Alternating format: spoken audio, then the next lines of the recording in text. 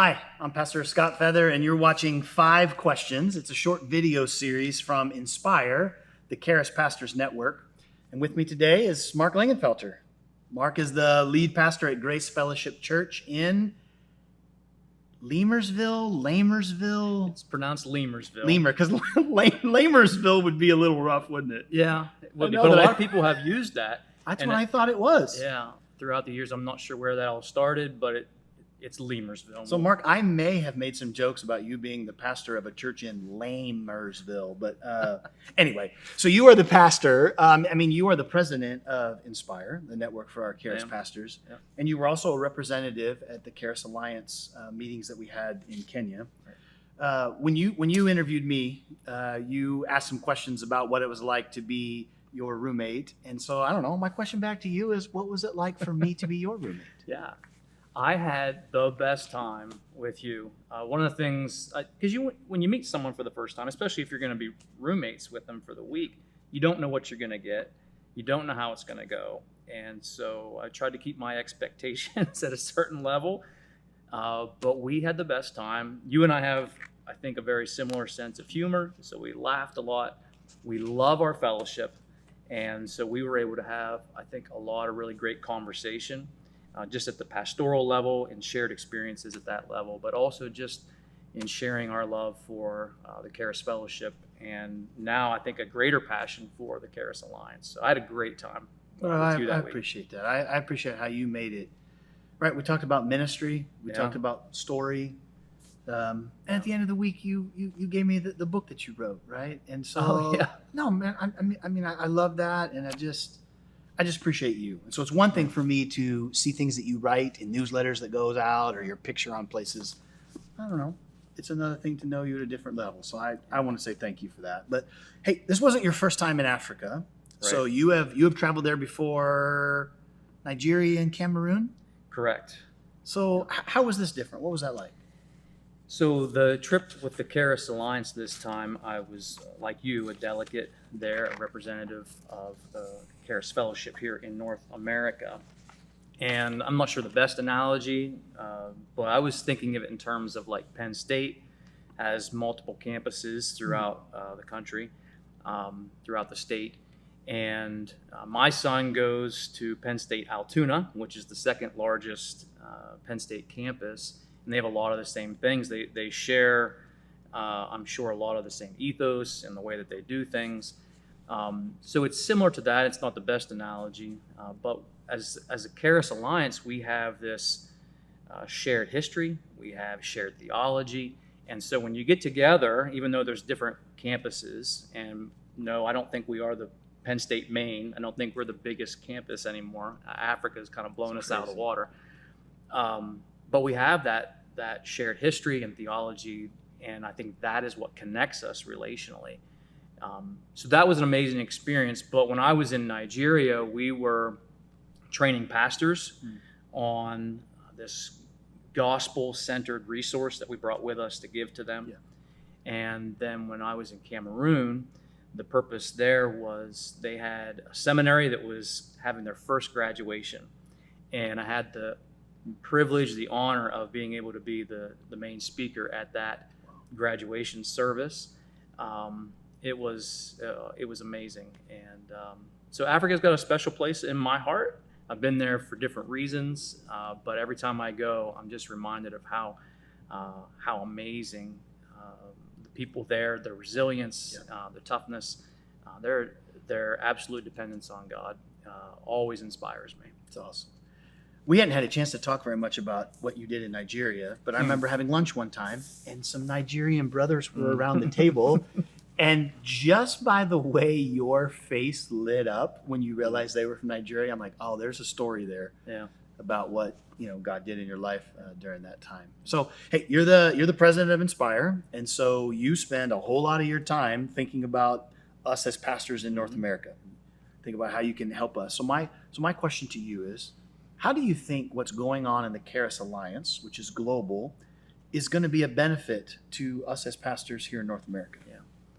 So I did write an article. It's in our newsletter, the Inspire newsletter. It might show up in some other places in the fellowship about the benefits that the Charis Alliance has, I believe, on our North American churches and pastors. I hope everyone gets a chance to read that article.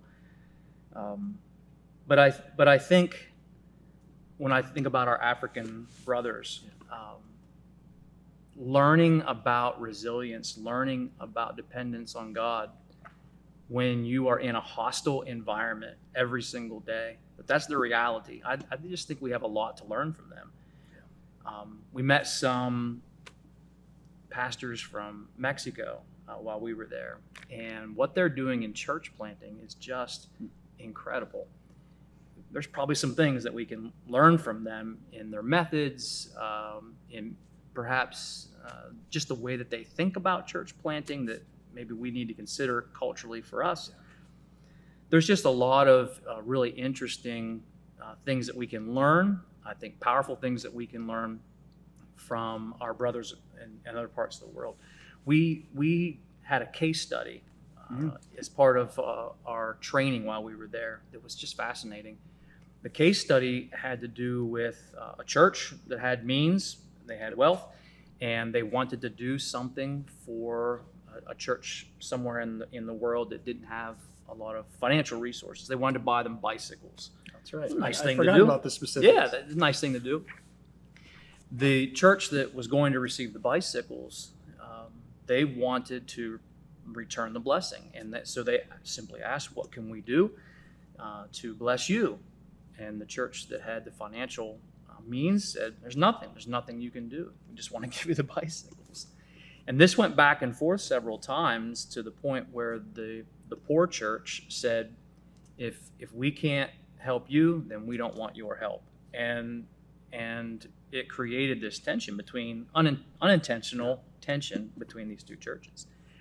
And that really resonated with me. I got to thinking about what are some things that, we think in terms of our financial resources and blessings that we're able to help across the globe. But there's some incredible things that churches that might not have a lot of financial resources are able to offer us. I was imagining a church, let's say in Africa, that would gather together for probably hours just for the purpose of praying for my church, just for the purpose of praying for the families in my church.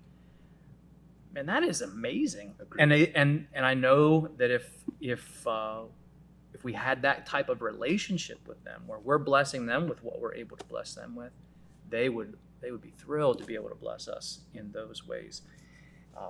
So I want to hopefully be able to keep telling those types of stories and presenting those types of opportunities, because I think we can really benefit from them. I'll tell you, you talked about having a conversation with some of our brothers in Mexico. I had one with one of our pastors in the Philippines, and he was sharing some of his physical problems with his body. And honestly, I mean, I don't know how much longer he has here on earth. Okay, that's the kind of physical problems he was telling about. So I just said to him, "Well, man, how can I pray for you and your family?" You know what his answer was? "Pray that God would let me stay alive so I can plant one more church." Wow.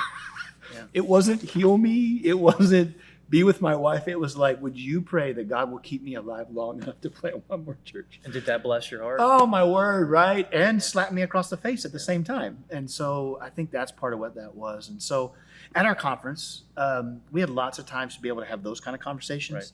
It was like tea break every 5 minutes, it felt like. But what was the greatest takeaway for you from the main sessions that we had together? Well, I think the main sessions were really focused on our interdependency, and which was amazing. I think Dave Giles did a masterful job presenting that. For me, the illustration that he used from our threefold communion service, and how that, in each part of that, demonstrates our interdependency, our need for it, was really well done. I think he's going to be presenting some of these things at Access this summer. Good. So if you have an opportunity to sit in on those sessions, I really would recommend that you do that. But that, for me, I found profound. I was able to use those lessons in my communion service back in my local church. I just found that helpful. That's good.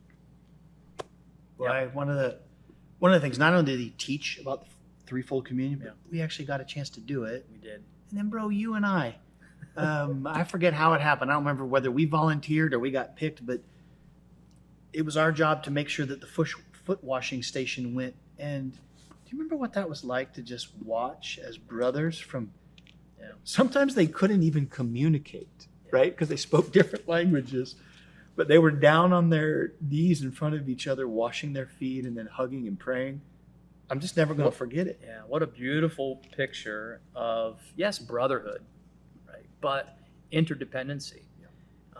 When we as Charis Fellowship leaders understand the significance of feet washing and the symbolism there, not just of servanthood, but of forgiveness and all of the things, all the beauty of it. There's a beautiful picture of interdependency that we got to participate in a global way. And so, yeah, that was really significant for me too. I'm never going to forget it. Yeah. All right. So back to you as the president of Inspire. So again, as you think about ways to help us as pastors in North America, have you thought about yet, or do you have any ideas of ways that Inspire might be able to come alongside and support what the Charis Alliance is doing? Yeah, I really hope that we can. I think it's important. I believe in it personally, but I think even as an organization, a national organization like Inspire, we have direct access to pastors, and I just think there's such a great benefit of being aware of what's going on around the world with other pastors.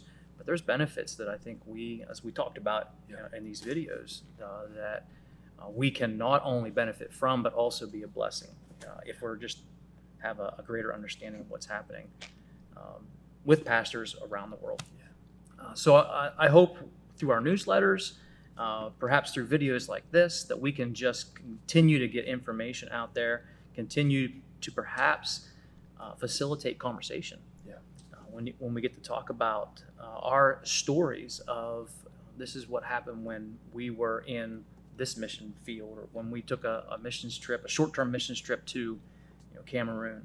These are the people that we met, and as we continue to tell those stories, perhaps that God will use that to spur something in a pastor to say, maybe God would want me to do something more. Maybe God would want our church to connect with this church in Mexico or wherever, and just see what God does with all of that. So hopefully we can be a conduit of continued inspiration and communication. That was pretty nice, by the way. Thanks. Bro, I just want to say thank you to you. Again, as the president of this network, we joked before about how you served me by doing sunscreen, but even this though, like you said, hey, you want to get together and just ask each other some questions, and then you said, I'll drive to you, and that drive was not short. So I'm just saying thank you for not only talking about servanthood, but like modeling servanthood in this. And I think there's a lot that we as pastors can learn from you and what it is that you're trying to do. So, well, you're kind. I just wanted to say thank you. Appreciate you. All right, there you go. You just spend a little bit of time with 5 questions. Again, it's just a short video series that Inspire, the Charis Pastors Network, is trying to do to just inspire more collaboration and interdependence as we try to do this thing of sharing the good news with other people around the globe. I appreciate you doing it. Thanks, buddy. Thanks.